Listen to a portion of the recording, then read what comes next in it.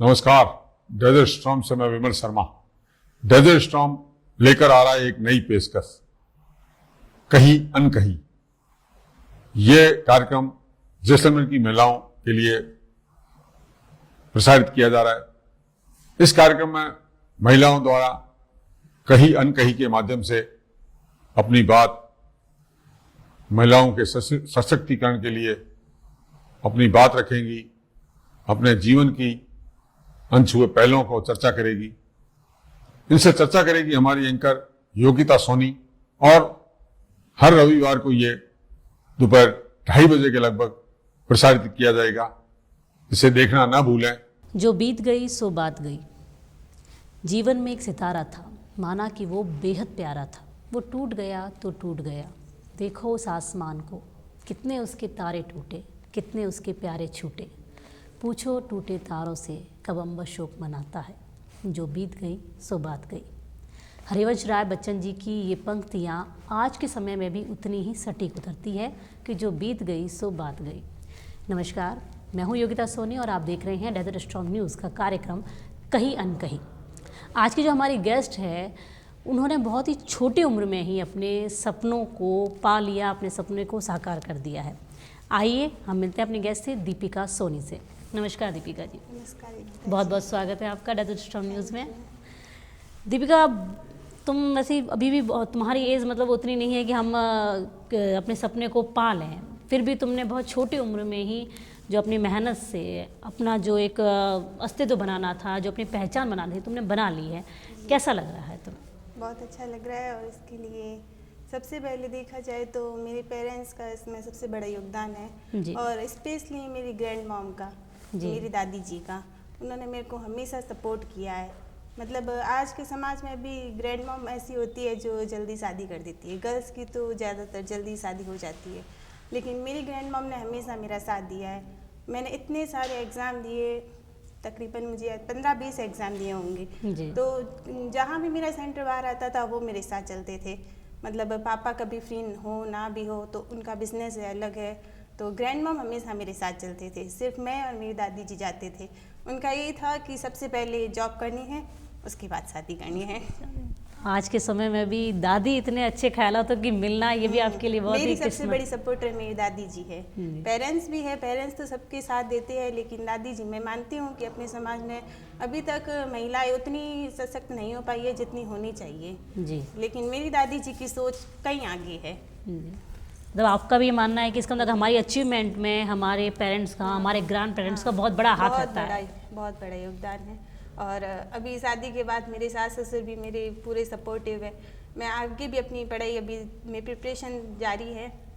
ठीक है, मैंने जो पा लिया है मैं सरकारी नौकरी, लेकिन ये मेरे लिए हिसाब से कहीं थोड़ी छोटे लेवल की है। मैं हाई लेवल पे जाना चाहती हूँ, तो इसके लिए मैं प्रिपरेशन कर भी रही हूँ। और मेरे ससुराल में भी उसकी कोई रोक टोक नहीं है, कोई मनाही नहीं है जी। मतलब अभी भी आपके वो जो अचीवमेंट है वो कंप्लीट नहीं हुआ, अभी तो एक सीढ़ी या दूसरी सीढ़ी है। कई सारे एग्ज़ाम दिए थे, उसमें से ठीक है ये एक क्लियर हो गया। मैंने इस जॉब के लिए मना भी किया था, पर मेरी दादी जी ने बोला था घर आई लक्ष्मी को नहीं ठुकराते हैं। तो फिर मैंने कहा चलो ठीक है। एक स्टेप इसका क्लियर करने के बाद मैंने इसकी टाइपिंग की बहुत मेहनत की थी, 3-4 महीने कंटिन्यू, तो फिर उसमें भी सिलेक्शन हो गया जी। मैं अपने व्यूअर्स को बताना चाहती हूँ कि दीपिका सोनी डाइट में काम करती हैं, एज अ अकाउंटर आप काम करती हैं। मैं वहाँ पर अकाउंटेंट के तौर पर कार्य करती हूँ। हालांकि ये मेरा सपना नहीं था। मेरा सपना तो गवर्नमेंट लेक्चरर बनना है। मैं अभी भी स्कूल लेक्चरर और कॉलेज लेक्चरर की प्रिपरेशन कर रही हूँ। ये तो एग्ज़ाम मैं कह रही हूँ मेरी दादी जी की वजह से मैंने दिया था, और लिखा होता है वो हमें भाग्य में मिल ही जाता है, बस वही बात है। तो ये नौकरी मिल गई, इसको भी मुझे 3 साल हो गए हैं, पर अभी भी मेरी आगे प्रिपरेशन कंटिन्यू है। आप एज अ वुमन, आप अपने समाज में औरतों का जो अभी जो उनकी जो स्थिति है उसको किस तरह से देखती हैं? औरतों की स्थिति अभी भी उतनी सशक्त नहीं है जितनी कि 2023 के मुकाबले होनी चाहिए। अभी भी हमारे समाज में ज़्यादातर तो गर्ल्स की जल्दी शादी हो जाती है, वो अपने सपने पूरे नहीं कर पाती है।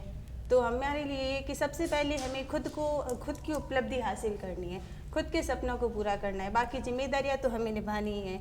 ऐसा नहीं है कि हम अपनी जिम्मेवारियों से पीछे नहीं भाग सकते, घर की, समाज की, वो सब जिम्मेदारियां निभानी है।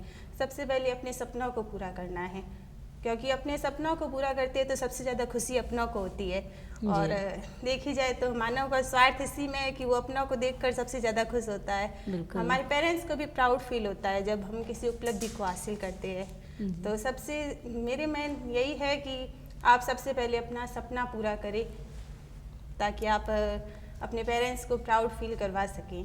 बाकी शादी तो करनी है, शादी बात की बात है। पर मतलब समाज में, स्पेशली हमारे समाज में एक हो जाता है कि भाई शादी करना, कहते हैं ना कि गोल्ड मेडल हासिल करना उतना ज़रूरी नहीं जितना गोल्ड मेडल जैसा हस्बैंड होना ज़रूरी है। तो आपने उस कहावत को कहीं ना कहीं बदल दिया है। ज़रूरी नहीं है ऐसा कि हम खुद अगर अचीव करेंगे, अपने पैरों पे खड़े होंगे तो चीज़ें हमें अपने आप ही हमारे अनुकूल मिल जाएंगी। शादी के बाद ये तालमेल, क्योंकि कुंवारे में तो चलो हम अपने ऊपर डिपेंड होते हैं, मायके से जाना है, कोई काम किया तो किया, नहीं किया तो उसे इग्नोर कर लिया। पर शादी के बाद अपने ऑफिस को मैनेज करना एकदम से बदलाव आया था या कि नहीं मेरे लिए सब स्मूथली ही था? स्मूथली तो नहीं होता है, थोड़ा तो बदलाव आता ही है, लेकिन जिम्मेवारियाँ हमें निभानी पड़ती है। ऑफिस अपनी जगह है, क्योंकि वो हमारा सपना था कि हमें जॉब करनी है और हमारी एक पहचान होनी चाहिए, जो कि अपनी पहचान मैंने बनाई है। और बाकी जिम्मेदारियाँ तो हमें निभानी होती है।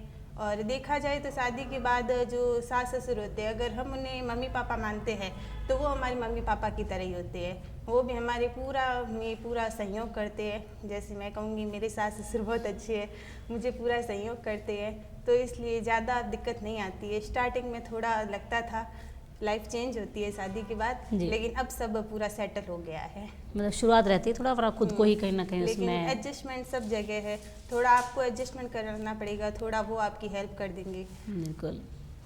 आप ऑफिस में जब वर्क करती हैं तो आप अकेली एक औरत के तौर पर है या और भी आपके कलीग्स हैं? जो और भी कलीग्स हैं हमारे ऑफिस में। 27 के स्टाफ में टोटल हम 7 लेडीज़ है, जिसमें से मेरा अकाउंटेंट का काम है, क्योंकि मैं कंप्यूटर पे काम करती हूँ। बाकी सब अलग अलग संविदा वगैरह पर लगे हैं, तो उनका कंप्यूटर पे उनको काम आता नहीं है, क्योंकि वो पुराने टाइम में लगे और इतना कंप्यूटर का था नहीं। आज के टाइम में सब काम ऑनलाइन ही होता है, तो कंप्यूटर पे सिर्फ मैं ही काम करती हूँ। अच्छा, तो कहीं ना कहीं अपने आप को थोड़ा सा उससे बेहतर पाते हैं, दूसरों से बेहतर पाते हैं। और इस वजह से आपके स्टाफ में रेपुटेशन भी ज़्यादा होती है। ये काम सिर्फ यही मैडम कर सकती है, ऐसा होता है। खुद को ही लगता है कि मैं 10 में से थोड़ी यूनिक हूँ कि हाँ ये काम मैं ही कर सकती हूँ। एक साधारण महिला जो कि सिर्फ घर संभाल रही है, तो वो अपना एक साथ 100% दे पाती है घर को, और आप जैसे जॉब कर रहे हो तो 100% तो आप दे नहीं पाते हो। तो लगता है कि कहीं ना कहीं फ़र्क पड़ता है या कि नहीं, वो फ़र्क नहीं पड़ता है कि ये सब कहने की बात है, बाकी हम भी अपना दे देते हैं उतना?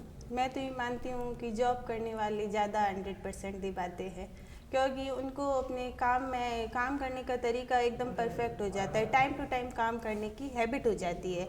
तो हालांकि जो घर पे है वो तो 100% दे पाते हैं, लेकिन इतना डिफरेंस नहीं है, क्योंकि अब तो मैं खुद भी घर का भी काम करती हूँ, ऑफिस भी संभालती हूँ, तो मैं दोनों अच्छे से मैनेज कर सकती हूँ। आपके ऊपर है कि आप अपना कितना बेस्ट दे पाते हैं। टाइम टेबल आपको अपने हिसाब से बनाना होगा, और उसके हिसाब से अगर अपन वर्क करते हैं तो फिर कोई भी डिसअपॉइंट नहीं होगा, ना ही घर वाले होंगे ना ही ऑफिस, कोई भी नहीं होगा। अभी आपने बताया कि आपका ड्रीम लेक्चरर बनने का है, तो लेक्चरर यानी टीचिंग फील्ड, और अभी आप हैं वहाँ पे आप अकाउंटर का काम करते हैं, तो काफ़ी अलग अलग हो जाती हैं। मैं कह रही हूँ ना, मेरा शुरू से ड्रीम यही है कि मुझे लेक्चरर बनना है, तो प्रोफेसर मैं उसी की प्रिपरेशन, मैंने पहले स्टार्टिंग में भी उसी की प्रिपरेशन की थी, लेकिन कई सारे बस ये होता है कि पहले हमें गवर्नमेंट जॉब करनी है, सिक्योर हो जाना है, और सब यही बोलते हैं कि शादी से पहले वो भी हो जानी चाहिए। तो ये एग्ज़ाम दिया था और क्लियर हो गया, और वो भी दादी जी की वजह से हुआ था। तो फिर मैं इसमें ठीक है, इसको मैंने ज्वाइन कर लिया है, लेकिन मेरा सपना यही है कि मुझे प्रोफेसर बनना है, और उसी में मैं अपना आगे कंटिन्यू करूँगी। तो प्रोफेसर बन के शिक्षा के क्षेत्र में क्या बदलाव लाने का सोच रही हैं कि नहीं ये चीज़ है जो मुझे अलग करनी है, या पढ़ाई की जो ये तरीका है ये मुझे पसंद नहीं है, इसको मुझे चेंज करना है? कोई ऐसा बदलाव है जिसकी आपको ज़रूरत लगती है शिक्षा के क्षेत्र में? शिक्षा के क्षेत्र में सबसे पहले तो मैं अपने ही समाज की जो गर्ल्स और महिलाएं हैं उनके लिए एक मिसाल बनाना चाहती हूँ, ताकि हमारे जो भी समाज है, समाज में गर्ल्स और महिलाएं देखा जाए तो पढ़ाई के क्षेत्र में बहुत ही पिछड़ी हुई है। और हम ओबीसी कैटेगरी से बिलोंग करते हैं और SC ST की हम जो महिलाएं देखते हैं वो बहुत ही ऊंचे पदों पर लगी हुई है, जो हमने देखा है। तो वो भी मेहनत करते हैं तभी तो वो इतना अचीवमेंट पाते हैं, तो हम क्यों नहीं कर सकते। देखा जाए तो सृष्टि सिर्फ नारी से बनी हुई है, बिल्कुल नारी के बिना सृष्टि का निर्माण संभव नहीं है। तो अगर नारी सृष्टि बना सकती है तो फिर हम अपने सपने पूरे क्यों नहीं कर सकते। हम चाहे तो कुछ भी कर सकते हैं। तो इसके लिए सबसे पहले मैं अपने समाज की महिलाओं और लड़कियों को चाहती हूँ कि वो शिक्षित हो और अपनी एक अलग पहचान बनाए जी। वो सबसे ज़्यादा ज़रूरी है। डॉटर ऑफ वाइफ ऑफ के नाम से जाना जाता है, वो एक अलग बात है, लेकिन अपनी एक अलग उपलब्धि होनी चाहिए, वो सबसे ज़्यादा बहुत ही अच्छी बात की दीपिका जी ने कि डॉटर ऑफ और वाइफ ऑफ कहलाने से अच्छा है कि हमारे पहचान से भी हमारे जो परिवारजन हैं या हमारे जो अपने हैं वो पहचाने जाएं कि ये उनके रिश्तेदार हैं। तब उनको ज़्यादा प्राउड फील होता है हमारे घर वालों को, जब उनको कोई पूछता है कि हाँ आपकी बच्ची है वो वहाँ पर काम करती है, तब वो ज़्यादा प्राउड फील करते हैं। घर वाले हो चाहे ससुराल वाले, दोनों ही, वो भी अपने ही घर वाली ही है जी, तो वो भी ज़्यादा प्राउड फील करते हैं। बहुत बहुत धन्यवाद दीपिका जी अपना समय देने के लिए। हमारे चैनल की तरफ से आप हमारे समाज की या महिलाओं को क्या संदेश देना चाहेंगी? महिलाओं को मैं यही कहना चाहूँगी कि जिम्मेदारियाँ अपनी जगह है, लेकिन आपके सपने वो आपके लिए सबसे पहले होने चाहिए, क्योंकि जो आपके सपने हैं वो आप पूरे करेंगे तो आपके अपनों को सबसे ज़्यादा खुशी होगी, मैं यही कहूँगी। और अपनी एक पहचान बनाना सबसे ज़्यादा ज़रूरी है। ज़रूर नहीं है कि आप सरकारी क्षेत्र में जाए, बिजनेस करें या कोई भी न्यू स्टार्टअप करें, कुछ भी करें, लेकिन अपनी एक पहचान बनाना ज़रूरी है।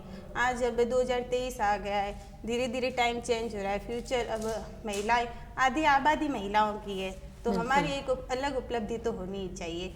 अब तो गवर्नमेंट ने भी चेंज कर दिया है कि मैरिज टाइम चेंज कर दिया है, पहले 18 था, अब 21 कर दिया है। तो आपको और समय मिल गया है अपने कुछ करने का, समय भी मिल गया है। तो फिर और अब तो पेरेंट्स भी ज़्यादा फोर्स नहीं करते हैं शादी का, वो भी अगर बच्ची पढ़ रही है तो पूरा उसका सपोर्ट करते हैं, तो फिर हमें कोई दिक्कत नहीं आनी चाहिए। बहुत बहुत धन्यवाद दीपिका जी।